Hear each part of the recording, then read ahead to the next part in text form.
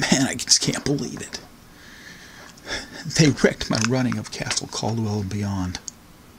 Well, I guess wrecked is a little harsh, but all those hours of reading, note-taking, planning, all went poof.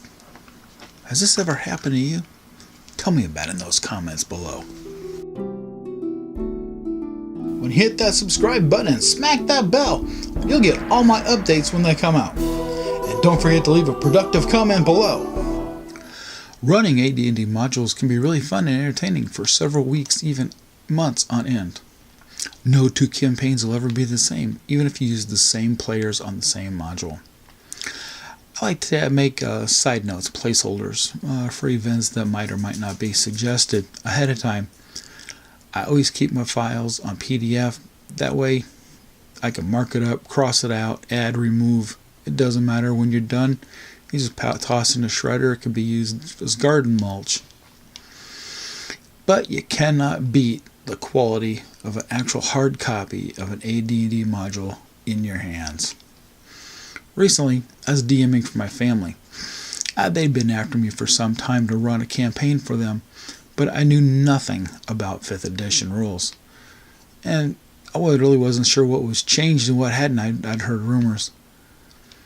Fast forward a couple weeks, I was pretty close to 150% sure that I was ready to run my first module for my family. I got a hold of the 1st edition module, AD&D B9 module, Castle Caldwell Beyond. Now, I will warn you, there will be spoilers. It was published in 1985 by Random House Incorporated for TSR. This 32-page series of 5 mini-modules in one showcase has 9 maps and a monster table on both of the inside covers, with author Harry W. Nux. Cover art by Clyde Caldwell and interior art by Doug Watson.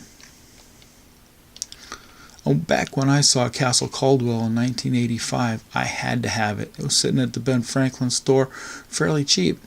After the 3rd time running it, it quickly became one of my favorite go-to modules for starting out new players. Here you start out in the town of Threshold, where you hear a rumor of a local merchant who was charged a very exorbitant price for a small castle on the outskirts of town. His name is Clifton Caldwell. He hires you and your fellow adventurers to rid his newly purchased castle of the monstrous inhuman creatures who have taken up residency between owners. Enter the party. Usually a little bit beforehand, introduction work sounds much better than the party leaves the end where they're staying at.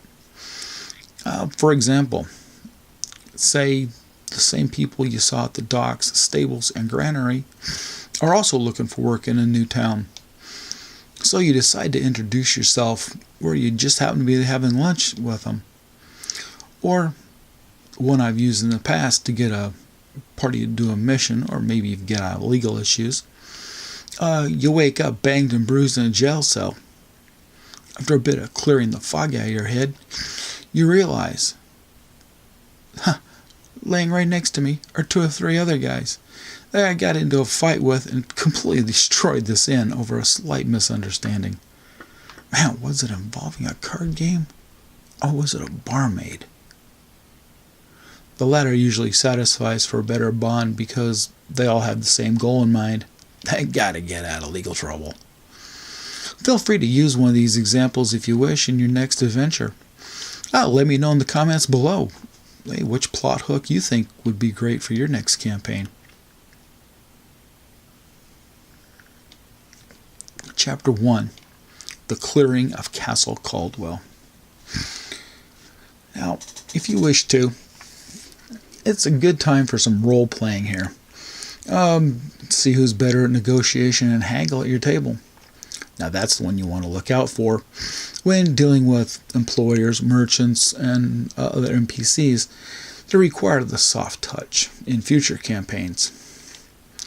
Here, Clifton Caldwell is willing to pay each of the surviving members of the party 100 gold pieces each.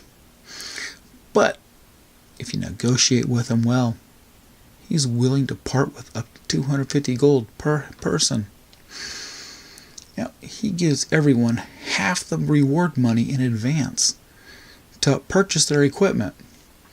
Now, here's where I was smart, and I made Clifton the only choice of merchants to choose provisions from, because he just happened to have his merchant station between the inn they were staying at and the castle. Now, if you ask for it, he'll provide you a map. Now, I found a really nice map on Google Images that I printed out for my party. It's just the outline of the castle itself. It doesn't show any of the interior rooms. Here's the opportunity for one or more random encounters, goblins, stuff like that, while they're on their way to the castle. Now, this can give new players a chance to, get some fighting in ahead of time. When you arrive there, there's a large set of double doors that just easily swing open, and you enter this wide corridor. Now, here's where I had Clifton inform the party that he was going to lock them inside for safety reasons, mainly his own. He tells the party he'll be back in a few days to check up on them and to see if anybody has survived. Inside there are several inner chambers and 4 towers. The entire place is well lit by natural light. The encounters inside the castle include goblins, humans, and a couple of wolves. There's also a really good chance for the party to engage in some role-playing when they come across a cleric kneeling at an altar in the chapel. Played correctly, they can receive a gift. Played wrong, one of the party members is most likely going to die here. That's also come in really handy. Throughout this campaign, if one of the party members is of lawful alignment and another one of chaotic alignment, and when the party clears out all the badasses in here, Clifton returns them to town. Just their luck. He's the nearest merchant. Like I said, he offers to allow them to unload all the spoils. He gives them what he considers a fair rate, which is 20% under the player's handbook value on pages 35 and 36. What do you think of this idea? Making Caldwell the employer and merchant together. Let me know in those comments below. Chapter 2, Dungeons of Terror. Now, Clifton had hired an enchantress to try and get into the sealed room. The entire floor of the room was a trap door leading to a room below. She cast light down there, but refused to enter. Here, once again, Clifton offers to pay each of the party members 100 gold apiece. Take off right exactly where they left off at in this room.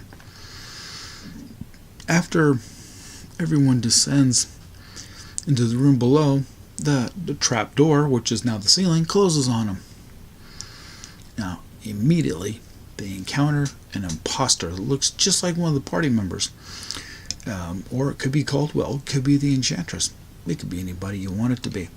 But it's actually a doppelganger. After several encounters with humans, insects, even a gelatinous cube, they find a key to unlock a room that they couldn't get into previously. Now, this room was locked because it has a teleporter pad in it. It takes them straight to a tomb.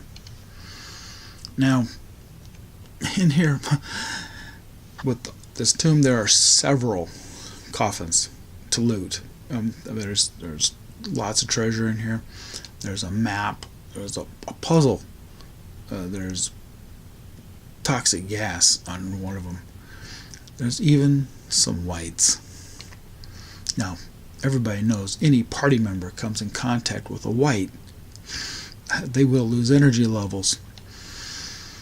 And you can only hit a white with plus weapons. Now, here's where it'd be a really smart idea to have a cleric that could possibly turn them or slow them down. When the party returns back through the teleporter and they come out in the hallway, one of them must solve the puzzle that they found. When they do, a secret room opens and it leads the hallway right on out to outside again. Again, here I had Caldwell waiting for him to take him back to town. And again, he was the closest merchant for them to unload all their spoils. Then, nicely, he took them to their inn for a much needed rest. Now next time, I will start off right here where we left off with the next installment of Chapter 3, called The Abduction of Princess Sylvia. Now here's where the party I ran went straight to the boss room, finished him off with his bodyguard in under 30 minutes actual time. And it wasn't a smart idea on my part for having a break for snacks just after they entered this room. I thought it would add some tension or suspense. It just goes to show players will strategize and work together most of the time, and you're never prepared for it. It's called unpredictability. Till next time, this has been Rod with the Thaco Factor.